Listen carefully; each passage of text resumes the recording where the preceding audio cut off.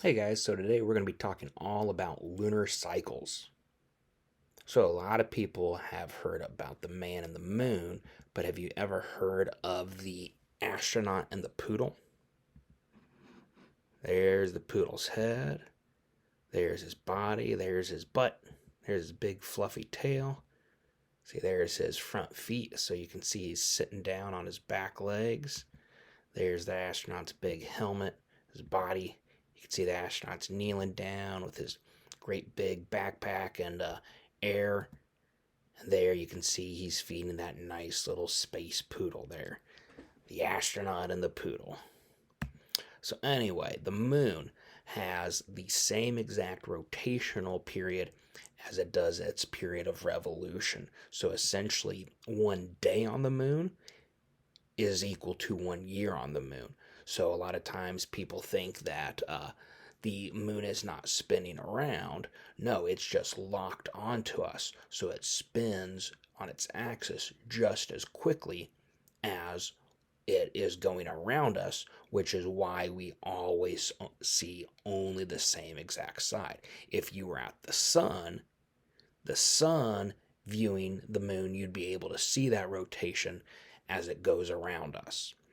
So if you've ever watched the moon, you've noticed that it changes day after day. And essentially, you can think of the moon as moving slower than the stars moving from west to east. You can see if you're to go stand in a spot and every day go out and look at the moon at sunset. So here's the setting sun over in the west. This would be south. This would be east. You would see the moon slowly start to fall backwards day after day at that same time, meaning you would get to see more and more of the moon over this time period at sunset. And every day it's falling back about 50 minutes later than it was the day before. So, if, for instance, the moon were to rise on Monday at 6 p.m., Tuesday it's going to rise at 6:50 p.m. And so here you kind of see that in action. Day 2, day 4, day 8, and over time it moves from west to east. So the phases of the moon are essentially nothing more than the sunlit part of the moon as seen from Earth. So here you can see that cycle of phases over a period of a month. You might notice that also that slight rocking back and forth, that's called lunar libration.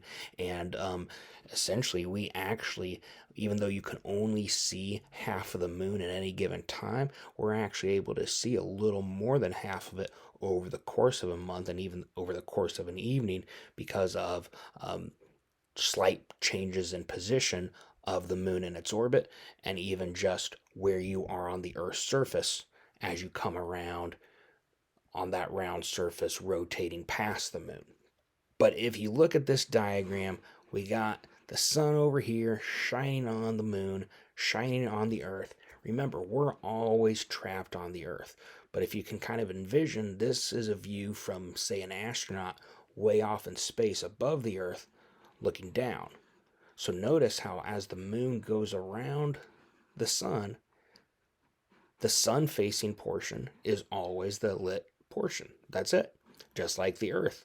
The sun facing portion is always the lit portion. That's the daytime side.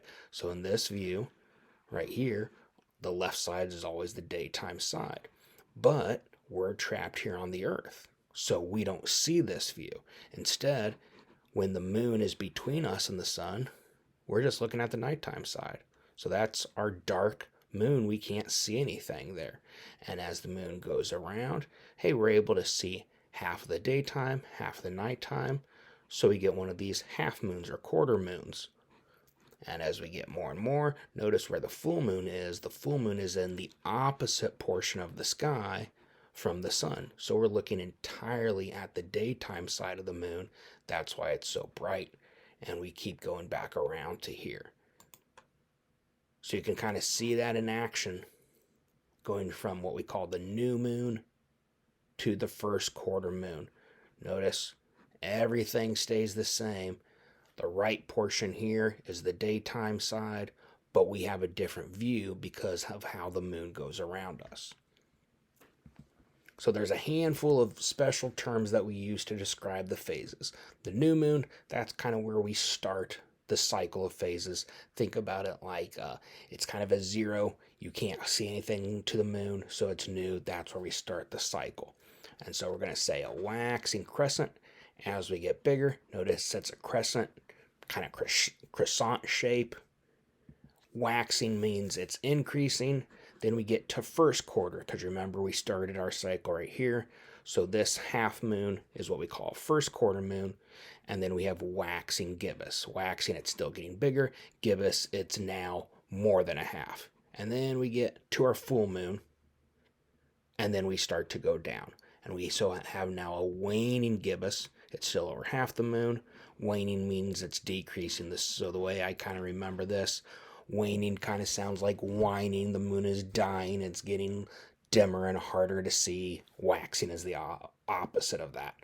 Crescent, well, that's a pretty easy thing to remember. So gibbous must be the opposite.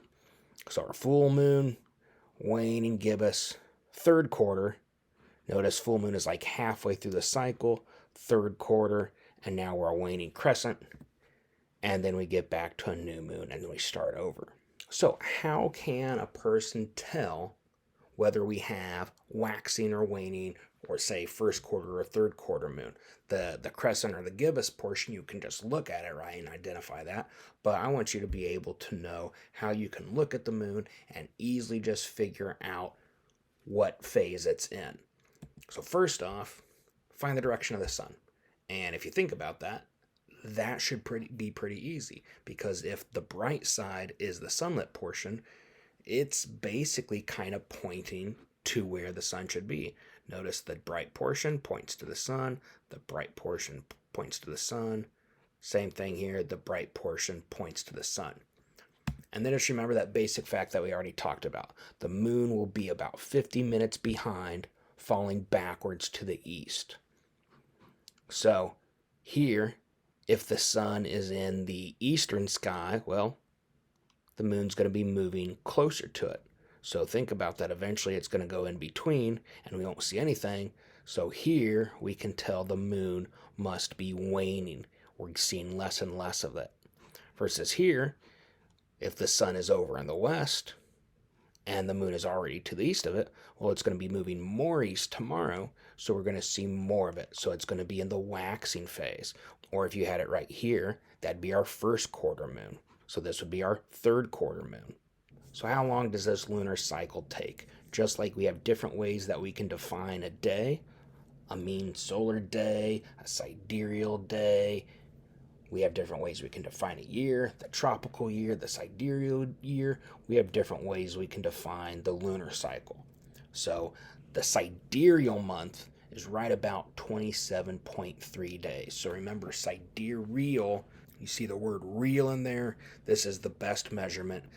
And sidereal means related to measuring by the stars. So here we start. The moon is lined up with the sun and a distant star. And as we progress, how long before the moon is lined up with that distant star again? That's the sidereal month. Now, the problem is that doesn't match up again with the phases of the moon. That's what we're going to call the synodic month, and that's about 29 and a half days. Because if you notice, again, looking off to that distant star, we're no longer going to be in a new moon. Over here, we were in a new moon because the moon is directly between the Earth and the sun. Notice we have to wait until we're a little bit further along before we're in a new moon again. So this is our synodic month. So if you notice, we're, in the ballpark of 28-ish days. And so that means that roughly 1 week is going to be a quarter of the phase. So if you have a new moon on one day, in roughly a week, a little over a week, you're going to have the first quarter moon. 2 weeks from new moon, you'll have the full moon. 2 weeks from the full moon, you'll have the new moon, which means the entire cycle, notice, it's almost an entire month. And in fact, a lot of people believe that this is where we get the entire term month, is from roughly the cycle of the moon. So I want you to look at this sample right here and try to figure out what phase the moon is in. So remember, you find the direction of the sun. Duh, it's right there over in the western sky. And you think about that basic fact. How is the moon moving? Where's it going to be tomorrow? Remember that the moon is falling backwards towards the east. So pause and think about it for a second. Great job. It's a waxing crescent because here's the sun right here. Tomorrow the moon will be over here, and thus it will be a little bit brighter. We'll see a little bit more of it. All right, take a minute with this one. Pause the video. Try to figure this out.